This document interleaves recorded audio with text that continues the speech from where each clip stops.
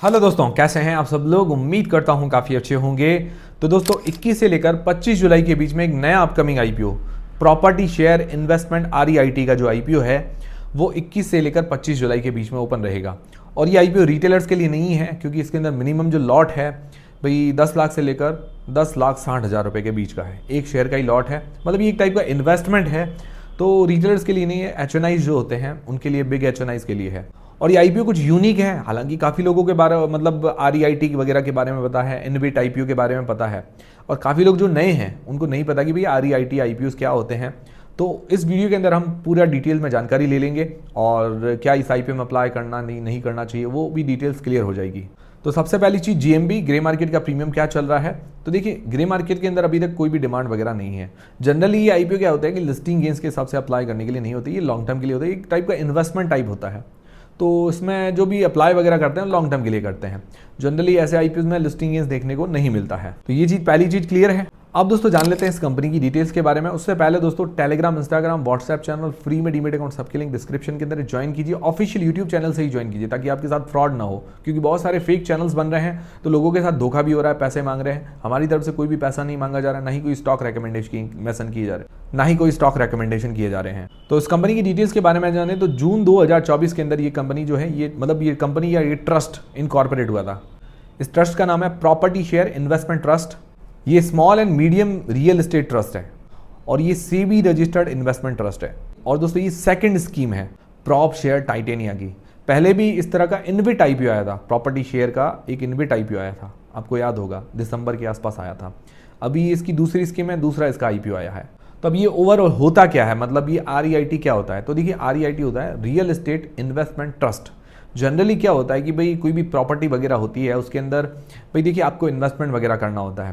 भाई अगर कोई भी मान लो कोई बड़ी बड़ी अगर सिटीज़ देखें, छोटी सिटीज़ में तो दुकानें वगैरह घर सस्ते मिल जाते हैं। बड़ी बड़ी सिटीज़ के अंदर क्या होता है कि भाई दुकानें, घर, ये सारी चीज़ें महंगी मिलती है, करोड़ में, 2 करोड़ में।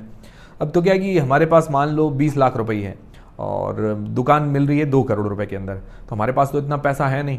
तब क्या करेंगे, या तो 10 लोग मिलके 2 करोड़ रुपए की दुकान लो और फिर उसको किराए पर चढ़ा दो, जो भी पैसा आए 10 लोगों में बांट दो। तो उसी तरह से ये भी ट्रस्ट काम करता है। तो ये क्या करता है कि बड़ी बड़ी जो प्रॉपर्टीज़ होती है वो खरीदता है, लोगों से पहले पैसे जुटाता है। जैसे मान लो मेरे पास 10 लाख रुपए मैंने इन्वेस्ट कर दिए, उसी तरह से बहुत सारे लोग ये जो आईपीओ आया उसके अंदर इन्वेस्टमेंट करेंगे। फिर क्या होता है कि बहुत सारा पैसा इकट्ठा होगा, जो भी इसका इश्यूज है, जो उतना पैसा ये इकट्ठा करेंगे, और जो भी कहीं भी इन्वेस्टमेंट करना हो, जो प्रॉपर्टी वगैरह में इन्वेस्टमेंट करना हो, तो उसके अंदर जो इसका किराया वगैरह आता है, जो भी इनकम होगी, वो जितने भी शेयर होल्डर्स हैं, जैसे मैंने इन्वेस्ट किया तो मैं अगर शेयर होल्डर होता हूँ तो डिविडेंड के रूप में या जो भी इनकम जो है मतलब प्रॉफिट के रूप में बांट दी जाती है। तो इस तरह से सिंपल ये ट्रस्ट जो है काम करता है आरईआईटी। ये के टाइप का इन्वेस्टमेंट होता है। अब इसके अंदर क्या होता है कि डिविडेंड की जो इनकम होती है, जो भी इनकम है, लगभग 7 से लेकर 12%, जनरली मैंने देखी है 7 से लेकर 12% के बीच में देखने को मिलती है।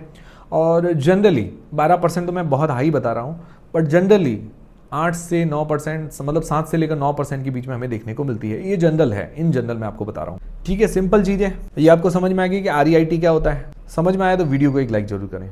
मतलब ये एक टाइप का ट्रस्ट है जो कि प्रॉपर्टी खरीदता है, उसके बाद उस पर प्रॉपर्टी वगैरह बना के लीज पे देता है, किराए पर देता है। जो भी इनकम होती है वो इन्वेस्टर के अंदर बांट दी जाती है। उसके अलावा ये और भी फैसिलिटीज़ देती है, जैसे डिबेंचर ट्रस्टी।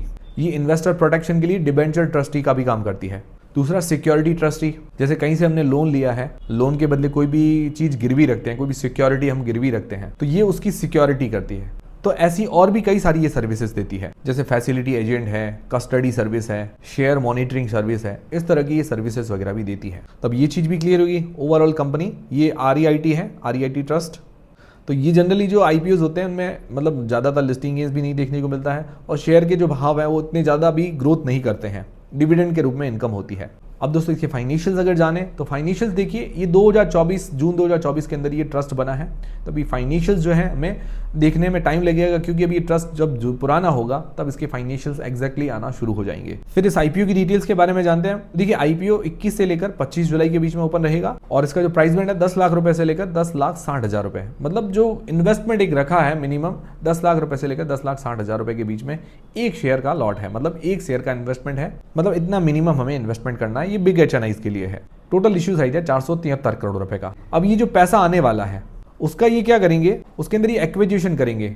टाइटेनिया एसपीवी के जो शेयर्स हैं वो खरीदेंगे, जो मुझे लगता है इसकी ही कंपनी, इसके ग्रुप की ही कंपनी है, वो 217 करोड़ रुपए के अंदर, और 232 करोड़ रुपए का टाइटेनिया एसपीवी को लोन देंगे। तो ये अपने पैसों का इस तरह से उपयोग करने वाले हैं। अब इसके अंदर क्यूआईबी पोर्शन 75% का, एनआईआई पोर्शन है 25% का। ठीक है, अब इसमें रिटेलर्स का तो काम है नहीं।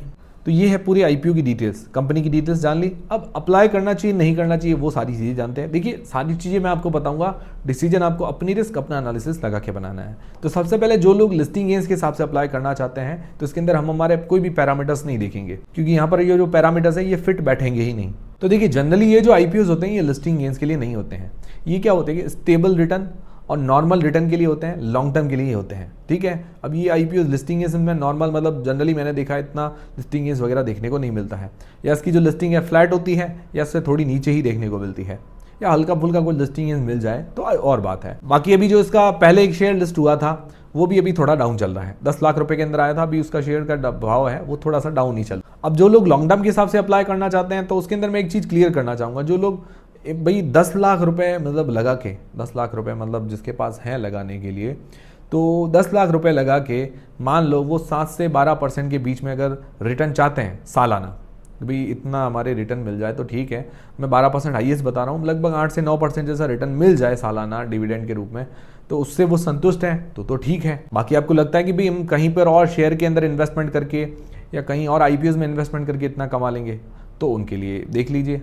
तो इसके अंदर पॉजिटिव आपको बताऊं कि इसके अंदर क्या होता है कि स्टेबल रिटर्न मिलता है, लगभग 7 से 12% के बीच में डिविडेंड वगैरह जो होता है, जो भी इनकी कमाई होती है वो बांटते हैं। जब कमाई नहीं होगी, लॉस होगा, तो लॉस भी मतलब जो वो हमें डिविडेंड वगैरह वो भी नहीं मिलेगा। जनरली कमाई होगी तो हमें फायदा देखने को मिलेगा। दूसरा चीज़ ये है कि जो प्रॉपर्टी की रेट बढ़ती है, हमने इन्वेस्टमेंट किया है तो प्रॉपर्टी की रेट बढ़ती है, जो प्रॉपर्टी अप्रिशिएशन वगैरह होता है वो भी हमें थोड़ा बहुत फायदा देखने को इसके अंदर मिल जाता है।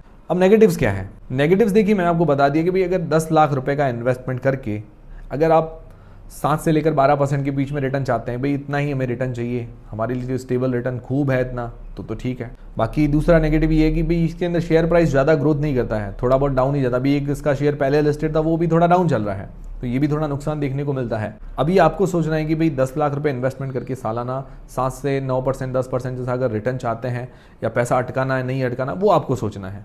क्योंकि देखिए नॉर्मली क्या होता है कि अगर आप बिग एचएनआई कैटेगरी के अंदर दूसरे आईपीओ आते हैं, तो बिग एचएनआई कैटेगरी वगैरह के अंदर अप्लाई करके आप वहाँ पर भी चाहे तो मतलब कोई अच्छे आईपीओ होते हैं, वहाँ पर भी 10 से 15% तो इंस्टेंटली रिटर्न मिल जाता है। मतलब एक दिन के अंदर ही लिस्टिंग मिल गया, जनरली ये हफ्ते भर के अंदर तो लिस्टिंग वगैरह भी हो जाती है, तो उसके अंदर हमें इंस्टेंट बेनिफिट मिलता है। और इसके अंदर 10 लाख रुपए इन्वेस्टमेंट करके साल के अंदर, मतलब एक साल के अंदर हमें लगभग 7 से 9% या 10%, ज़्यादा से ज़्यादा 12% रिटर्न मिलता है। तो ये ज़्यादा बढ़िया ऑप्शन है या ये ज़्यादा बढ़िया ऑप्शन है, वो आप सोच लीजिए। क्योंकि आपको लगता है कि भाई 10 लाख रुपए इन्वेस्टमेंट करके हम सालाना भाई साल पूरा इंतजार करके इतना रिटर्न मिलेगा, ये हमारे लिए इनफ है, तो सही है। आपको लगता है कि भाई हम इसके अलावा दूसरे शेयर के अंदर इन्वेस्टमेंट कर सकते हैं, आईपीओ वगैरह में इन्वेस्टमेंट करके और ज़्यादा कमा सकते हैं, तो वो भी सोचना आपका होगा। बाकी हाँ एक चीज़ है कि भाई आप स्टेबल कुछ रिटर्न चाहते हैं तो इसके अंदर पॉसिबल है। पर्सनली मैं इस आईपीओ के अंदर इंटरेस्टेड नहीं हूँ, आप लोग इंटरेस्टेड हैं या नहीं है वो मुझे कमेंट करके बता दीजिएगा। बाकी मेरी तरफ से अप्लाई करने नहीं करने का डिसीजन नहीं है, जो भी आप डिसीजन बनाएं अपनी रिस्क अपना एनालिसिस लगा के बनाएं। मिलते हैं दोस्तों अगले वीडियो के अंदर। टेलीग्राम, इंस्टाग्राम, फ्री मेडिमेट अकाउंट सबकी लिंक डिस्क्रिप्शन के अंदर है। वीडियो से सारे डाउट्स क्लियर हुए हैं, सारी जानकारी क्लियर हुई है तो वीडियो को एक लाइक जरूर करें, चैनल को सब्सक्राइब कर लें।